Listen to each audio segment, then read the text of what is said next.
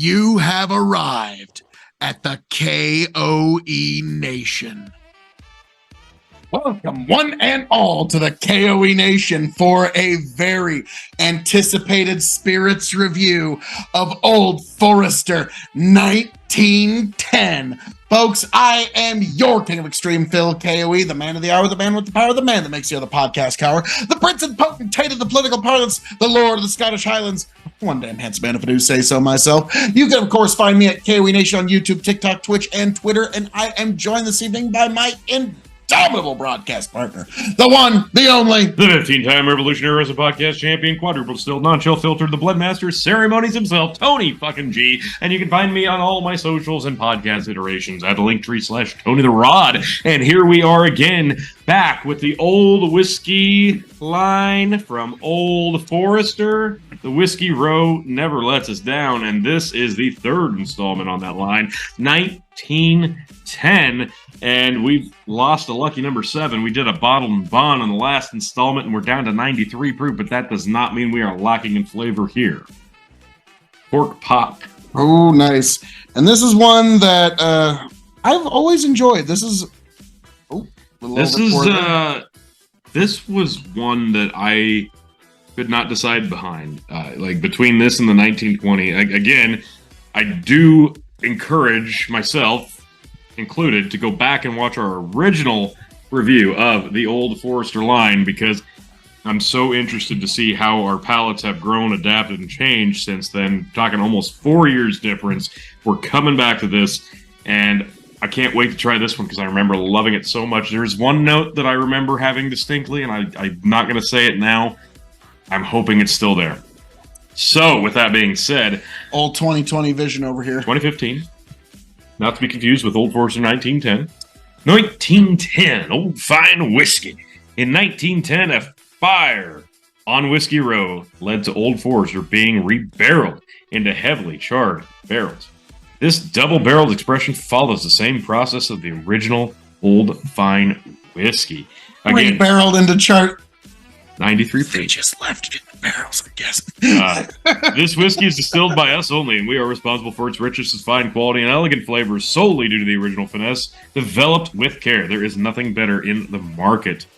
George Garvin Brown, the founder. Now, if you've watched the previous 2 installments, you'd notice those were the old bottlings. This is a new bottling. This is a bottle that I pick up on a sale for $42, I believe, which is really good because I believe this runs for over $50 these days. Yep, easily. I had a bottle of 1910. I was going to ask you, where did yours go? Did you take that? I had to contribute it to an adventure. Let's just put it that way. Okay, one of my favorites. You can do a lot better. Yeah, you can do a lot worse. Yeah, this is one that, again, go back. Retroactive watch. I specifically remember me being torn between the 1910 and the 1920. I know you were torn on the 1897. This one, for some reason, really stuck with me. It stood out. I think the reason we ultimately went with 1920 was because that was the one we were both kind of torn between. And then we both did. I don't believe we did. I think we went with the Statesman, actually. No. We went with 1920. The first year, the Statesman came in another year later. So I believe that was last year or the year before. The year before is Bourbon Tournament. So 2022. Okay. So trust me, your King of Extreme remembers that one quite well. All right. But no, so we've had a couple of Old Foresters make it in. I'm going to look. Tony's like, I'm going to look it up and let you know in the comments if you were wrong or not. Yeah. That's lovely. Toasted oak. This is the closest thing that we've ever found to that Woodford Reserve Wine, Beer, and Spirits Double Oak store pick that had nothing but marshmallows on it. This is as close as we've ever come. Yeah, this is... yeah, I don't know how else to put it. Well, before I take a taste. Yeah, I'm getting slight marshmallows on the nose. Didn't even have to taste it. That was the note. I specifically remembered. Ooh, that's a heavy char. It's lovely, though. The The marshmallow comes through a Man. little bit on the palate, but it's a lot of heavy oak char, which, That drink's heavier than 93 proof. yeah, this drink's like a 107, Yeah, it kind of does. or at least a 101. The bonded, the 1897, I think, drinks heavier. Excuse me, it is heavier. This drink's heavier. Yeah. So they rebarreled them. So this is a double oak, basically. Okay, yeah, yep. So that would That explain. explains that. They should just call it Woodford 1910 double oak. That would really Man, the market. that is just It'll become really, another allocated bottle. that's really smooth. Now, I will say this. We did have a couple of store picks of Woodford Reserve Double Oak tonight. I am getting the same kind of complexities in terms of how it coats my palate. I don't mean this as an insult, but it does. It's more like a lacquer. It's not coating. It's thin in its flavoring. You know, it's like a lacquering, not a glazing, not a coating, but like a lacquering. But this is good stuff. I mean, it's Beautiful. oaky, woody, charred marshmallow. Mm-hmm. So, Oh, for those who don't know, that's just love. we're going to grade on a couple of 5-star scales. 5 meaning you have to have it Wow. before you shuffle off this mortal coil. Mm. 0 meaning pass it on by. The K.O.E Nation has advised you well. So we're going to grade this as a bourbon, as a whiskey, as a cask-aged spirit. It's shelving, and for those new to the show, the secret 5th question. And I got to be honest with you, T. There's going to be some controversy in this video, okay? But we'll see. All right. I'm here We're going to for grade it on a 5-star scale as a bourbon. How would you go on this? Oh, this is actually tough as a bourbon. Mm. My grades are going to shock you. There's so much of me that wants to give it super high marks, but then at the same time, I'm like, why is this only 93 proof? Because I think at 100 proof, this would It would be overwhelming for some people. It'd be like Macallan. It could Like be. it would be like it's a flavor journey, but it's overwhelming for some. Can't Macallan typecast every day. I can when it works, and this one it would work. Okay, admit it. Like Macallan typecast. There's no such thing as typecast with Macallan. Okay. I'm gonna go 3.5. I knew you were, because that's the exact same grade I was going to give it. 3.5. Okay. Now, at least I'm justified. I'm saying that because it is proof of type. There's heavy oak. There's some vanilla there. I don't really get the caramel, but the proof's high enough. This is it's closer to proof of type than the other 2 installments of the old Whiskey Row from Old Forester. I do think this is more bourbon adjacent, but I think they're doing themselves a disservice by only having it at 93 proof. Even 95, 96, I think this would open up a little bit more. And God, would it really, yeah, really 100 be special. proof 1910 would be spectacular. Oh, I would lose it. I would absolutely lose it. Now, as a whiskey, I got to kick my marks up here. Okay. Because this is approachable for almost anybody. Like, you're a whiskey novice that isn't even a big fan. This has enough sweet and enough oaky toasted expression that I would start somebody off with one of these. Okay? Okay. That's why I'm going to go 3.75. Exactly what I was going to give it. 3.75 is perfect for this. It's sweet. It's not overly harsh. Like, there's nothing here that's like off-putting. It's not standoffish at all. Like this doesn't have any bite. No. It's so smooth. Cask aged spirit. I'm gonna be harsher. I'm gonna go 3.15. Wow. Okay. Like I said, we're going to be all over the place here. As cask aged spirit, I'm giving this 4.15. Wow.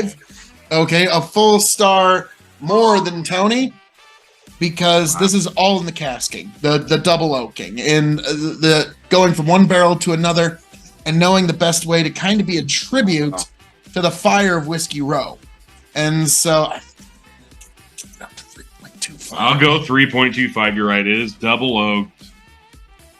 and that's where the flavor comes from. However, again, I gotta say, it's a disservice at only 93 Since proof. you met me there, I'll meet you and I'll kick it back down to 4 stars. Okay, that's fair. There's no age statement on this. It's not bottle and bond. What do you think the age is here? Now, I'm not saying you need to play with that number because it's a great flavor already. I'm guessing less than 6 years. Okay, there you go. Less than 6 years and only 93 proof. I think you're... granted, again, the flavor here is really, really, really solid. I wouldn't want to tweak it too much.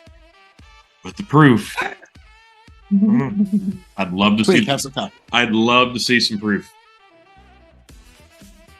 Yeah, unfortunately, you're right. This could be a 4.5 the whole way through. There if you this go. was up to 100. That's my snobbishness and my. But no, you're right. You're right. Now, this is where it gets fucking weird. The shelving. Can I be honest with you here? Yeah. Let me rip the Band-Aid off here. It's gonna sound really weird considering all my gradings, but this would be on my top shelf. I think it kind of has to be. Yeah. Despite everything I just said or any Yes. kind of objections, this is a top shelf whiskey. Because if you show somebody your top shelf and they go, okay, Old Forester, I've seen that. I understand that branding. I don't know that I've tried it. And you pour them a dram of that. Oh, they're going to just be in heaven. It's just a toasted friggin' marshmallow. All I can think of right now is to try and mix this with that Maker's Mark baked marshmallow store pick I've got. Feel like you should put that in your barrel. It's going to go in a glass. I can tell you that much. Ooh. Well, Master will try. Because now- that's going to be amazing. we move on to the secret 5th question. When this bottle runs empty, will you seek another one? What did you pay USD? There's a for this? reason I bought this when I did. It was at $41.99. That was a great sale price. Any more, you're looking at probably $55 a bottle these days, I believe. Yeah, probably And this closer is- to 60. This is one I remember liking, again, almost 4 years ago. I have not had it since then. I knew there was a reason I wanted to buy it. I knew, and you gave me a great excuse to. So it was meant to be. It truly was, folks. So yes, I would definitely also replace this bottle. And again, I'm going to try and seek it on a sale, but I would definitely add this to my Absolutely. collection once again, because I do remember, the 1910 had some really special notes.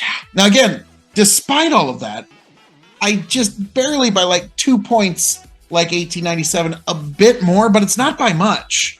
Okay, so that's just something to keep in mind. And now that I'm thinking back, I remember there was we have talked about the 1915 blend between the 1910 and the 1920. There is a very underrated mix between the 1897 and the 1910. You're getting dark chocolate brownies with the 1897. You get the baked marshmallow with the 1910. It's more of a blending. It's like a s'mores. Oh. I do remember that blend actually being better than the 1920, Yes. 1910. Like, yeah, Yes. that's one that a lot of people kind of look over. Now, the 1915, great stuff. We did that. Classic. It was amazing. But give the, I don't know, the 1905, the 1903, give that a shot sometimes. But, folks, as I'm known to say around here. That being said, thank you for joining us here at the K.O.E. Nation for this long time coming review of Old Forester 1910 Old Fine Whiskey. Double oaked, if you will. Folks, I am your King of Extreme, Phil K.O.E., the man of the hour, the man with the power, the man that makes the other podcast cower. You can, of course, find me at K.O.E. Nation on YouTube, TikTok, Twitch, and Twitter, and I hope all of you make it back here to the K.O.E. Nation happy, healthy, much the wiser. Raise a glass to yourselves. God bless every last one of you. Tony G, take it away. Old Forester, you've done it again. Another amazing, beautiful, sippable, enjoyable, and approachable, affordable even, bourbon whiskey. Love it, and we will catch you on the next one.